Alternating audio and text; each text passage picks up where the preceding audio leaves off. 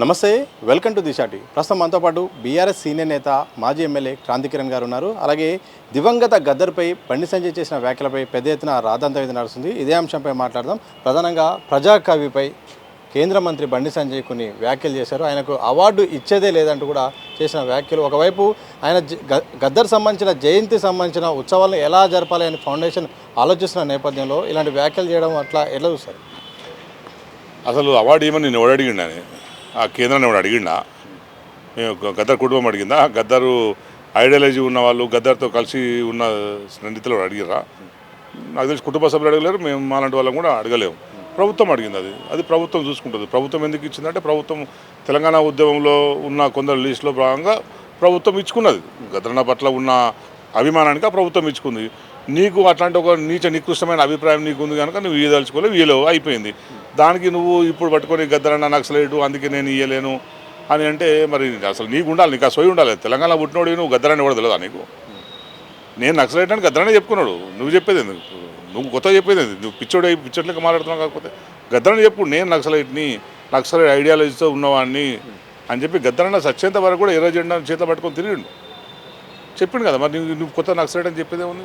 మీ పోలీసులు ఎన్ఐఏ కేసులు పెట్టి వేధించారు గద్దరన్నను. నువ్వు ఇప్పుడు కొత్త ఎందుకు చెప్తున్నావు నాకు అర్థమవుతుంది. అది అంటే ఉద్దేశపూర్వకంగా గద్దరన్న అనే వ్యక్తి మొత్తం దేశంలోనే ఒక పాపులర్ ఫిగర్గా చాలా అద్భుతమైన పాటతోని తన వ్యాగ్యంతో ప్రజల్ని ఆకర్షించి వాళ్ళ ఉద్యమాల వైపు మరల్చగలిగే ఒక సమ్మోహన శక్తి గద్దర్కు ఉంది. అటువంటి ఒక అద్భుతమైన పాపులారిటీ వస్తుంది కనుక ఇట్లాంటి వాళ్ళు దుష్ప్రచారం చేసే ప్రయత్నంలో ఉండదు తప్పించి గద్దరన్న ఎప్పుడు కూడా ఆయన అవార్డు కావాలని అడగలేడు. అవార్డు ఇచ్చిన అవార్డులు కూడా చాలా సందర్భాల్లో తిరస్కరించిన సందర్భాలు కూడా ఉన్నాయి. ఒకవేళ నువ్వు అంటున్నావు కదా, ఓకే. అయితే ఆయన భావజాలం వేరు. ఆయన కొంతమంది వందల మంది బీజేపీ కార్యకర్తలను చంపాడు. అలాగే కొంతమంది పోలీసులను కూడా నక్సలైట్లతో పేరుతో కూడా హతం చేశాడు. ఆయనపై అసలు ఆయనకు అవార్డు ఇచ్చేది లేదు. ఆయన ఒక ఎన్ఐఏ కూడా ఆయనను కూడా ఒక కేసులో భాగంగా కూడా ఆయనను చూపించే ప్రయత్నం చేశారని మాట్లాడారు. ఆయన మరి ఎక్కడ ఏ సోయిలో ఉండి మాట్లాడుతుండో నాకు అర్థమవుతలే బండి సంజయ్ గారు. గద్దరన్న చనిపోయిన తర్వాత గద్దరన్న అంత్యక్రియల్ని అప్పటి రాష్ట్ర ప్రభుత్వం, మా కేసీఆర్ గారు, మా టీఆర్ఎస్ ప్రభుత్వం అధికార లాంఛనాలతో చేసింది. పోలీసులు గాల్లోకి 5 సార్లు కాల్పులు చెప్పి ఆయనకు అధికార లాంఛనాలతో ఆయన అంత్యక్రియలు చేసింది. నువ్వేమో పోలీసులు చంపించండు అని చెప్పి నువ్వు మాట్లాడుతున్నావు. మీ మోడీ గారు గద్దరన్న చనిపోయిన తర్వాత గద్దరన్న కుటుంబానికి గద్దరన్న సతీమణి విమలక్కకు లెటర్ రాసిండు, కండోలెన్స్ లెటర్ రాసిండు.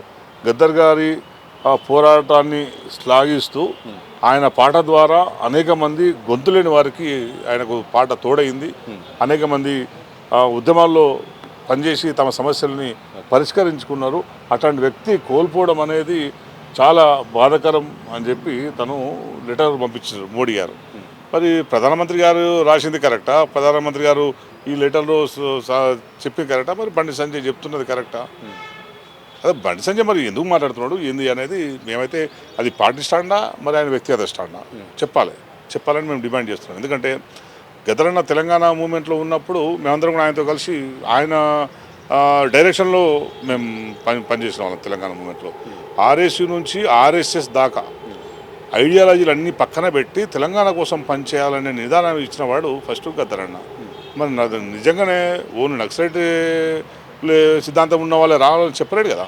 అందరూ కూడా ఏ సిద్ధాంతమైనా సరే ఒక ఉద్యమాన్ని నిర్మించాలంటే అన్ని రకాల వ్యక్తుల సహాయ సహకారాలు అవసరము. అందరూ కలిసి ఒక ఐక్య సంఘటనగా పనిచేస్తేనే తెలంగాణ సాధిస్తామని చెప్పి తను మొదటి నుంచి ఒక వాదన తీసుకొని ఆర్ఎస్ఎస్ నుంచి ఆర్ఎస్ వాళ్ళందరూ కలిసిపోవాలని చెప్పి తను తెలంగాణ ఉద్యమంలో పనిచేసింది. గద్దరన్నతో పాటు కిషన్ రెడ్డి గారు డైరెక్ట్ షేర్ చేసుకున్నారు. దత్తాత్రేయ గారు ఇప్పుడు గవర్నర్, ఇంద్రసేన రెడ్డి గారు ఇప్పుడు గవర్నరు, అట్లాగే మన ఎన్విఎస్ ప్రభాకర్ గారు, ఎమ్మెల్సీ రామచంద్రరావు గారు, వీళ్ళందరూ కూడా మళ్ళీ విద్యాసాగర్ గారు అప్పుడు తను కూడా హోంశాఖ సహాయ మంత్రి ఉండే. తను ఓ సందర్భంలో అద్వానీ గారిని కూడా గద్దర్ గారు కలవడం జరిగింది. ఇవన్నీ జరిగిన తర్వాత నువ్వు కొత్త పిచ్చారు లెక్క కొత్త వాదన తీసుకొస్తే ఇప్పుడు గద్దర్ నక్సలైట్ అనే విషయం ప్రతి పూర్వకు తెలుసు. ఇప్పుడు నువ్వు వచ్చి గద్దర్ నక్సలైట్ కనుక గద్దర్ నక్సలైట్ కనుక ఇయ్యమంటే ఎట్లా? ఆయనే స్వయంగా చెప్పు నేను నక్సలైట్ని ఎర్రజెండా పట్టుకొని సత్యంత వరకు తిరిగిండు. మరి మీ పార్టీలు అందరూ కలిసి ఆయన చుట్టూ తిరిగిర్రు, అందరు కలిసి పనిచేసిర్రు. మీ ప్రధానమంత్రి గారేమో కండోలెన్స్ అద్భుతంగా గద్దర్ గారి సేవల్ని కొనియాడుతూ నీలాంటి వ్యక్తి దేశంలో ప్రపంచంలో లేడు, మా దగ్గర పుట్టడం అనేది మేము చాలా గర్వించదగ్గ విషయం అని చెప్పి ప్రధానమంత్రి గారు చెప్పిర్రు. మరి నువ్వెందుకు ఇట్లా పిచ్చి పిచ్చిగా మాట్లాడుతున్నావు? ఏమన్నా మత్స్యత కోల్పోయి మాట్లాడుతున్నావు? ఏం మాట్లాడుతున్నావు నువ్వు? గద్దర్ గురించి మాట్లాడటం కొంచెం జాగ్రత్తగా మాట్లాడుకో, ఒళ్ళు దగ్గర పెట్టుకో మాట్లాడుకో. తెలంగాణలో తెలంగాణ రాష్ట్రం వచ్చిందంటే దానికి ఒక ప్రధానమైన కారణం గద్దర్ గారు. ఆయనకున్న స్ట్రాటజీ, ఆయనకున్న ఒక కలుపుకోలుతనము, దీంట్లో అన్నిట్లలో గద్దర్ గారు చాలా కీలకమైన వ్యక్తి. అందరూ ఒప్పుకుంటారు, మీ పార్టీ వాళ్ళు ఒప్పుకుంటారు, కేసీఆర్ గారు ఒప్పుకుంటారు, కాంగ్రెస్ వాళ్ళు ఒప్పుకుంటారు, అన్ని పార్టీల వాళ్ళు ఒప్పుకుంటారు. గద్దర్ అన్నని అందరికి కూడా కలిపి ఒక ప్రయత్నం చేసిందని మేము జర్నలిస్టుల పూర్వంగా మేము ఎవరెవరికి విధాలు ఉన్నాయో అందరినీ కూడా కలిసి కూర్చోబెట్టుండని చెప్పి మాకు చెప్పింది. మేము ఫోరం మీటింగ్ పెడుతున్నప్పుడు అందరినీ కలవాలి, మీరు అందరూ ఒక దగ్గర చేయాలి, ఐడియాలజీ పక్కన పెట్టండి, ఫస్ట్ తెలంగాణ కోసం అందరినీ ఏకేం చేయాలని చెప్పి చాలా సందర్భాలు గద్దరన్న మమ్మల్ని ప్రోత్సహించి ఉన్నాడు.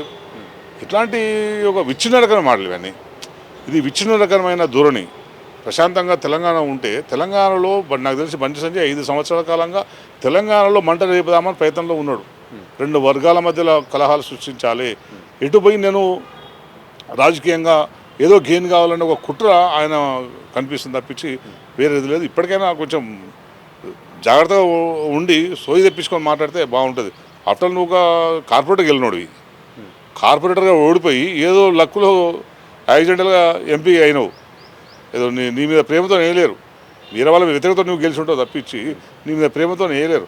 ఆ విషయం గుర్తుపెట్టుకొని నీ స్థాయి తెలుసుకొని నువ్వు మాట్లాడితే బాగుంటుంది. గద్దర్ గురించి మాట్లాడమంటే ఆకాశం మీద ఉమ్మేషం లాంటిది. ఇంకోసారి అట్లాంటి ప్రయత్నం చేయకు. ఇప్పటికైనా బీజేపీ పార్టీ వాళ్ళ సొంత నిర్ణయమా, బండి సంజయ్ సొంత మాటలా, లేకుంటే బీజేపీ పార్టీ మాటలా, దాన్ని తేల్చి చెప్పాల్సిన బాధ్యత బీజేపీ పార్టీకి ఉంటుంది.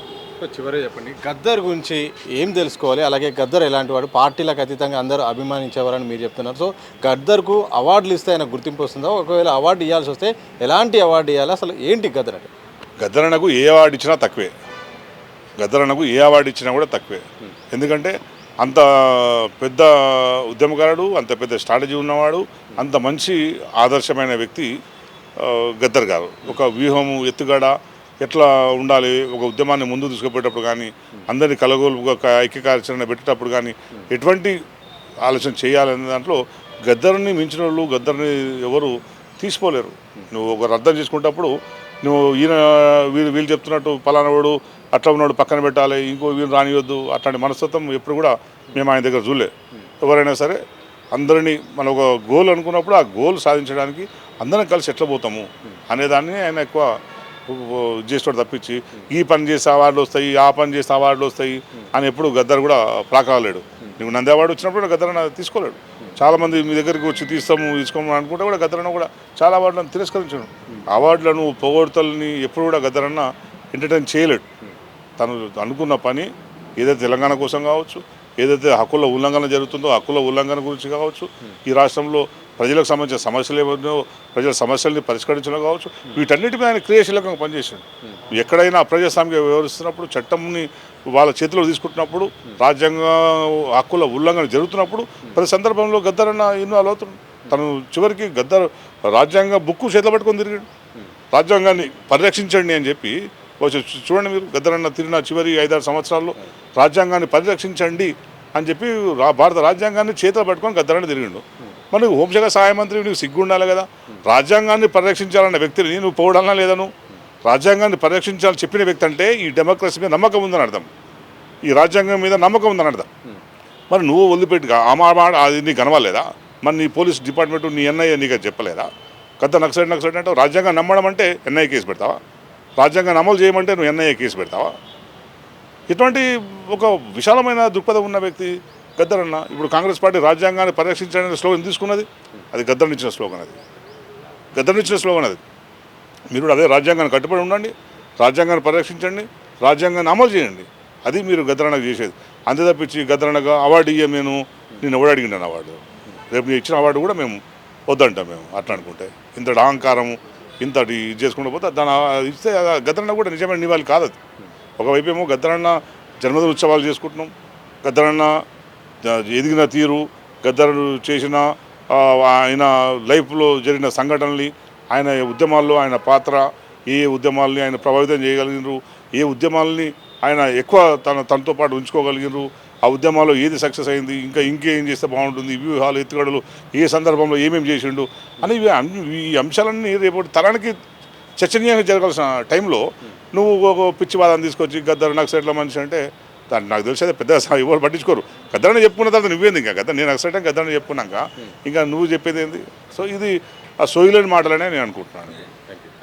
మొత్తంగా దివంగత గద్దర్ గారిపై అయితే కేంద్ర మంత్రి బండి సంజయ్ చేసిన వ్యాఖ్యలు సిగ్గు చేయడం అనేది ఇది సరైన పద్ధతి కాదని ఇప్పటికైనా ఆయన వ్యక్తిగతమా లేకపోతే బీజేపీ పార్టీ స్టాండో చెప్పాల్సిన అవసరం ఉంది. ఎందుకంటే ఇప్పటికే బీజేపీ ముఖ్య నేతలంతా గతంలో గద్దర్ గారితో కలిశారు, మాట్లాడారు, అతని అభిమానులు కూడా ఉన్నారు. ఇలాంటి నేపథ్యంలో బండి సంజయ్ చేసిన వ్యాఖ్యల పట్ల కూడా ఆ పార్టీ స్పందించాల్సిన అవసరం ఉంది. గద్దర్ అనే వ్యక్తి కొందరు వాడు కాదు, అందరి వాడు. అతనికి ఎలాంటి అవార్డు ఇచ్చినా తక్కువే. ఇంత తక్కువ అవార్డు కూడా ఎప్పుడు ఆయన స్వీకరించలేదు, పొగడ్తలకు పొంగిపోలేదు. అందరూ కలవాలి, ఒక ఉద్యమంలో భాగంగా అందరినీ కలుపుకొని పోవాలనే ఉద్దేశంతో తెలంగాణ రాష్ట్ర సాధనలో కూడా ఆయనకు ఒక కీలక పాత్ర పోషించిన గద్దర్పై ఇలా మాట్లాడడం సరైంది కాదని కూడా కాంతి గారు చెప్పిన సందర్భం అయితే కనిపిస్తోంది. కెమెరా పర్సన్ సూర్యబాబుతో సతీష్ దిశ టీవీ, హైదరాబాద్.